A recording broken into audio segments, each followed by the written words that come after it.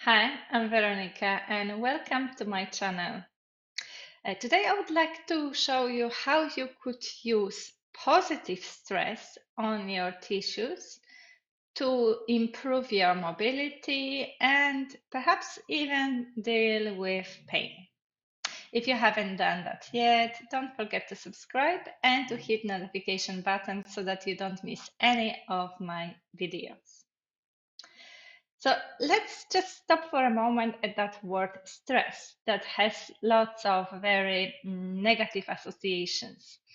And today I would like to show you just one aspect of how a positive stress can actually bring more resilience and anti-fragility, in this case, into your body.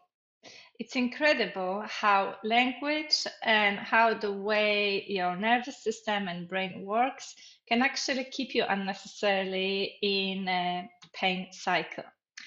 So, for example, you've got some diagnosis from a health professional, and maybe the way he or she conveyed that message to you um, made you think and believe that it is something really final and that it really limits your life and your possibilities in many ways.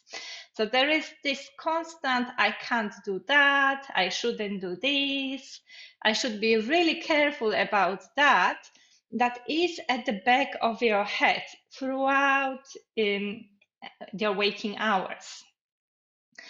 And the neuroscientists have long discovered that if you have the expectation of pain, not only that this pain is going to feel for you stronger, more intense, but even the expectation of the pain itself is enough to create the sensation of pain, even if there was no actual damage to the tissues. So let's say that you became very cautious about some particular part of the body, for example, your knees. And there are some predictions in your brain that make you think and be quite certain about that when you get yourself in a particular position or into particular movement, this is going to create pain, which obviously you want to avoid because we always avoid everything that we tend to avoid, what feels unpleasant, right? So having that in your mind, this kind of setting that, oh, that is definitely gonna hurt, what will happen? You start tensing up, maybe you hold your breath, maybe you start getting into that movement in a kind of unusual, slightly weird way. And all of that later on will confirm that message that already was, that the data that already was in your brain, that, oh, indeed, it did hurt. So I should never, ever even approach anywhere near that pose.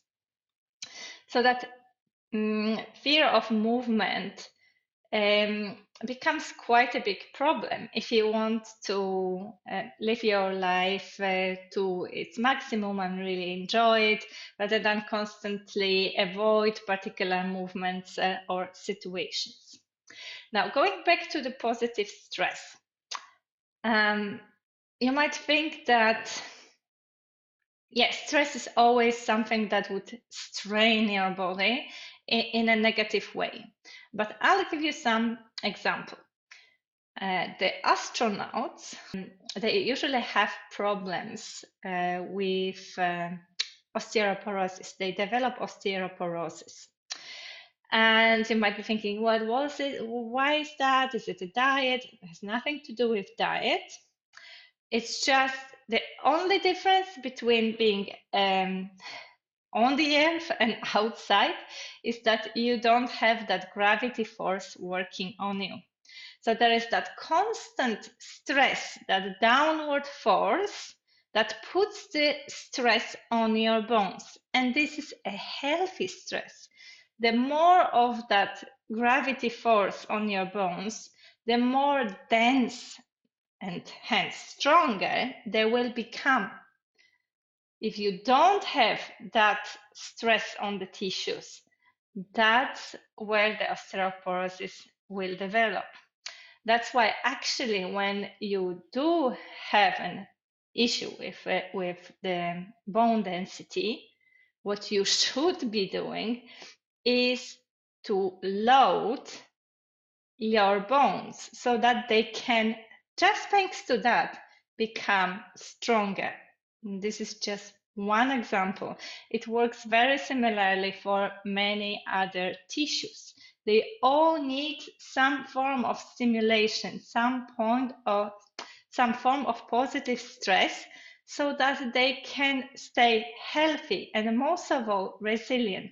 So if you always avoid something that could potentially be dangerous, you're actually becoming very fragile. So when something unexpected happens that you cannot avoid, it will have much graver consequences than if you were not building up that sort of preparation.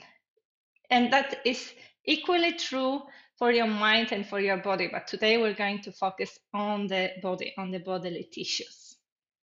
So what I would really invite you to do today is to try to forget a little bit about this narrative of funny knees, bad wrists, or whatever else you has become a part of your identity, maybe for a longer time, and try to approach something that might feel like a discomfort, both on the mental level and on the physical level.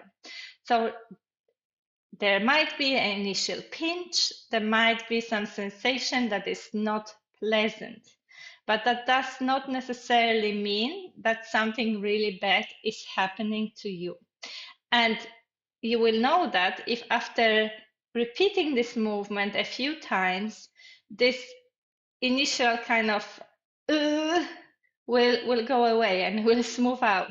Because very possibly you were kind of really tensing up in preparation of something really bad to happen. And once you notice that it actually nothing really bad happens, you are able to create this movement. Now, there is a fine line between pushing yourself no matter what and staying still within your window of tolerance, but kind of really very, very gently knocking at that borderline. Yeah. So you want to gradually increase the tolerance for a particular movement, not going all the way in with a brute force, but really listening in, taking as many breaks as possible, going as slowly and as gently as possible, but always with that idea in your mind that you want to make your possibilities broader and bigger over time. You want to build it up. And that's what we're going to try in the practice part. So I cannot really go through all possible parts of the body, so I'll just focus on the wrists and on the knees, which are quite common, these areas of weakness that people feel very kind of protective about. So all you will need is some firm surface. So it could be directly on the carpet, it can be on the mat, but basically on the ground. And let's begin. So we're going to explore putting some sort of loading the joints and the tissues, especially focusing on the knees and the wrist, and exploring where is that real moment where the body tells you this is not safe for me, and how much of it might be more your fear of movement and kind of projection that your brain does on the basis of what happened before. So you might see that I'm seated like this on my heels. And this might be something that in your case, if you're feeling quite vulnerable around the knees, feels like an absolute no-go.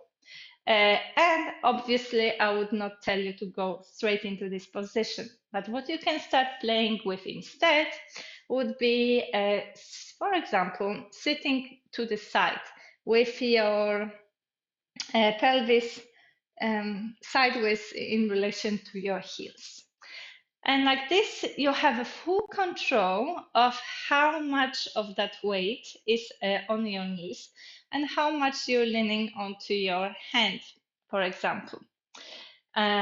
So you have lots of sort of escape routes if you decide that I'm really not feeling comfortable with staying with this level of intensity. Then you could even go towards lying on the side, and that changes that position completely, right? And then you can check this, how much will be okay. And a very important thing here, the kind of marker that shows you that everything is fine, is whether you're able to breathe freely and whether there is a tension happening in other parts of the body. And that often involves your face and your jaws. That's what likes to tense up first in this kind of protective mode. So you could play with that. And you can also notice that there are lots of possibilities of a movement. You might play with a little bit of rock, with shifting the weight in this kind of way when you don't necessarily need to stay in this position all the time, but you kind of come in and out of it. So that it's just like this short moment when it feels a little bit more intense, and then immediately you're moving out of it. So that might be something that you start exploring first. And then you can also play with where exactly are those legs in relation to the floor. And each of these angles might feel very different. And actually, it is very useful to try an unusual direction or unusual angles, just because of these moments when something unexpected happens. You twist your ankle on the pavement, for example, and then you are getting into that shape. And if you've already been in it, if this is kind of familiar range of motion, it's going to be fine. Nothing will happen. But otherwise, it might have much more serious consequences. So that's how you're building this anti-fragility. And of course, if you're in a very different place and that was actually okay for you, you could stay directly more central. And you also can see that, yeah, if you lean a little bit more forward here, it's gonna be less weight towards you have that extra support from the hands, right? And maybe that's actually a good position, because sometimes the knees are perfectly fine, but maybe that feels like something really intense for your ankles and for the front of the feet. So it's kind of two in one. It will work for various groups of people.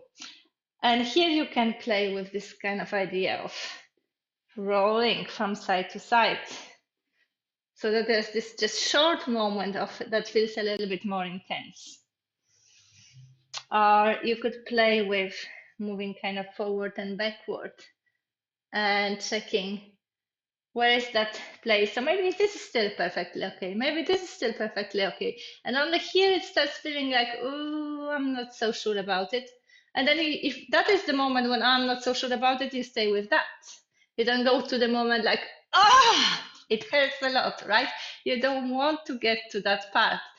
So whatever we're doing it really gently and slowly. So if you're gonna go very fast, you're missing that moment, that fine line, right?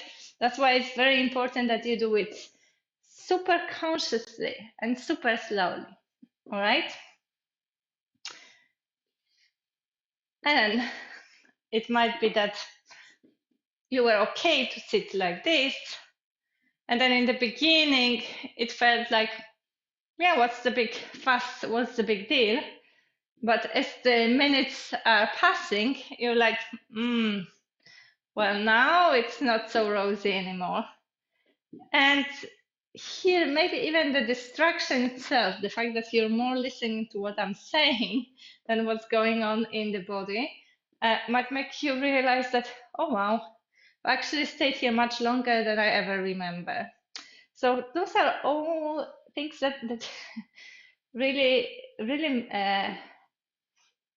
work. I mean, like where you put your attention, whether you are worried about a particular movement, it does have an effect on how you're gonna perceive those sensations. Um, and this would be the case for feeling a little bit maybe uncomfortable about that idea of the ankles, maybe that full bend of the knees. And then let's see how it would be to have the weight distributed in all fours. So I don't teach yoga anymore, but back in the day, that was like a common complaint. Well, I cannot be in all fours because I cannot take any pressure on my knees, or I cannot take any pressure on my wrists.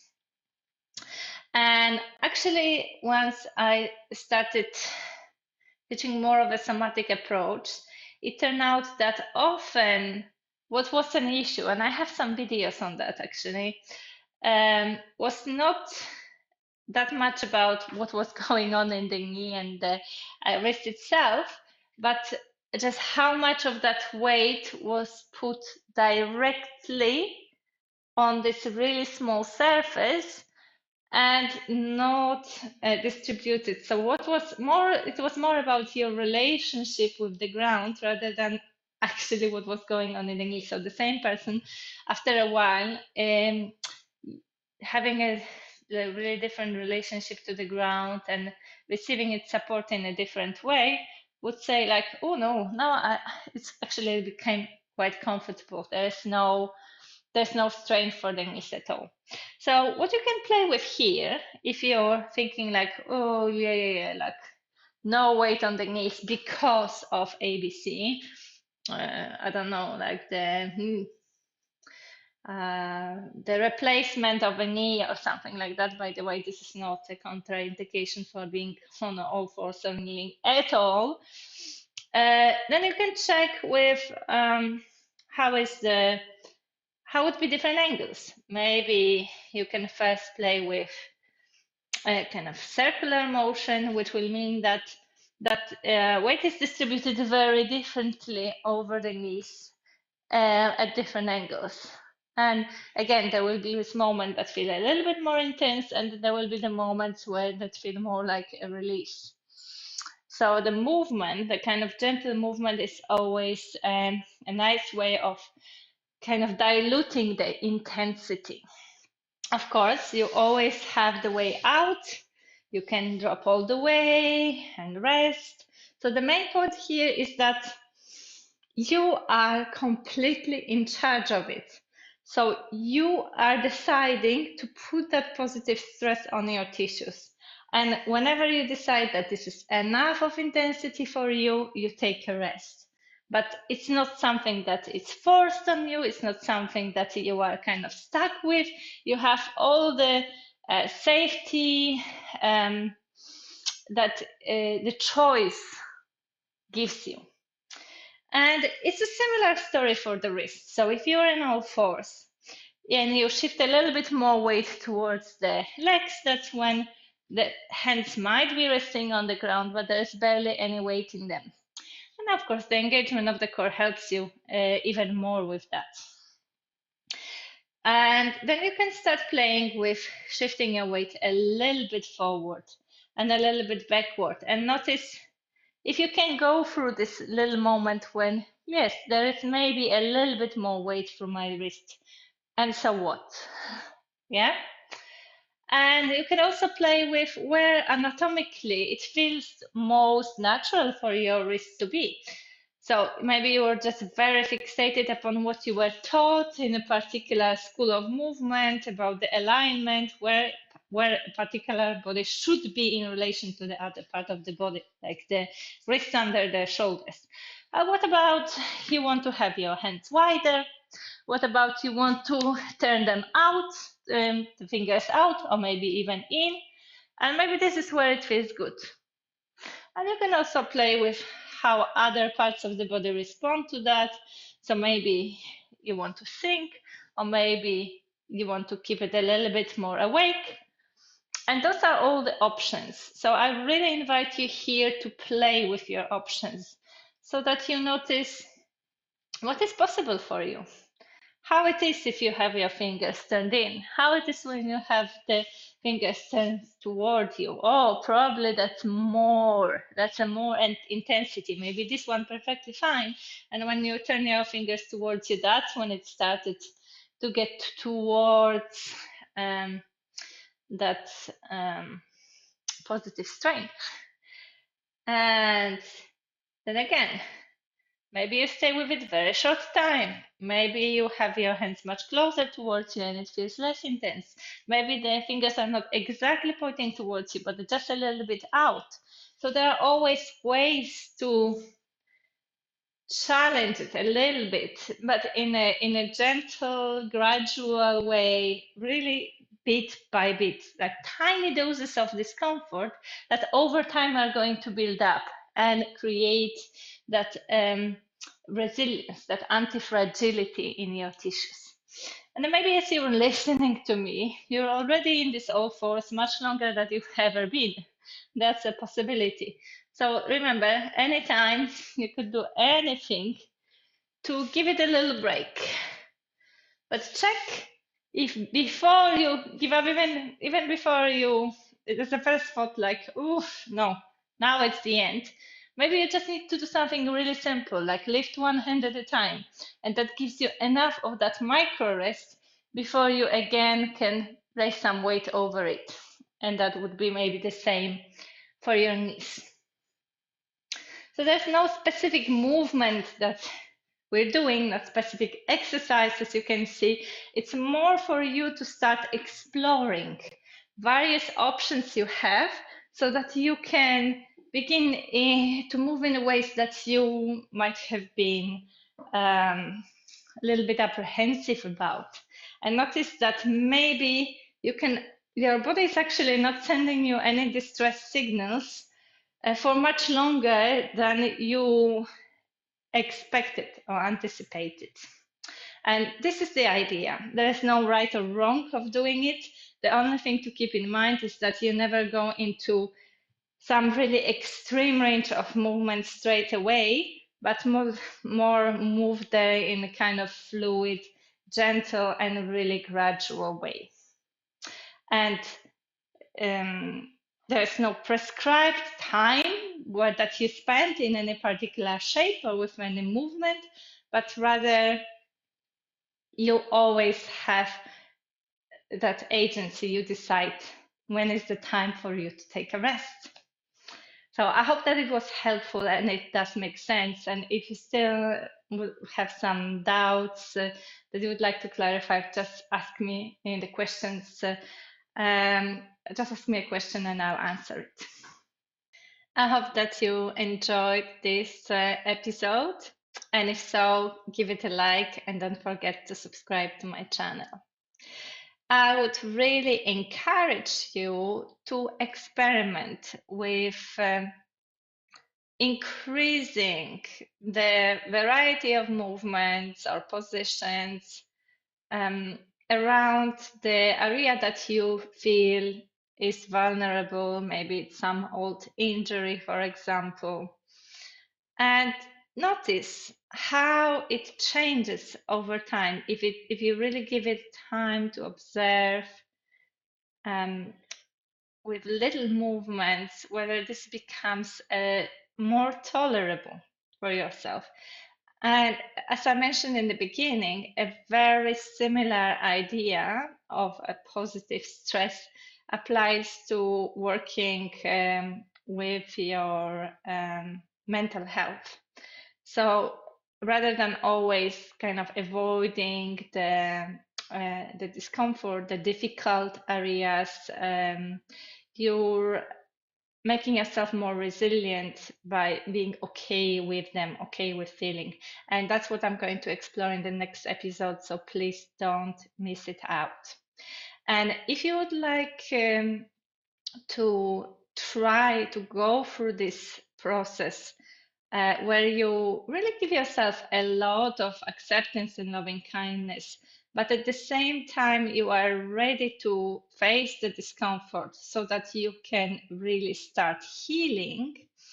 You can join the list, the waiting list for the upcoming 5th edition of my flagship program, Heal from Within.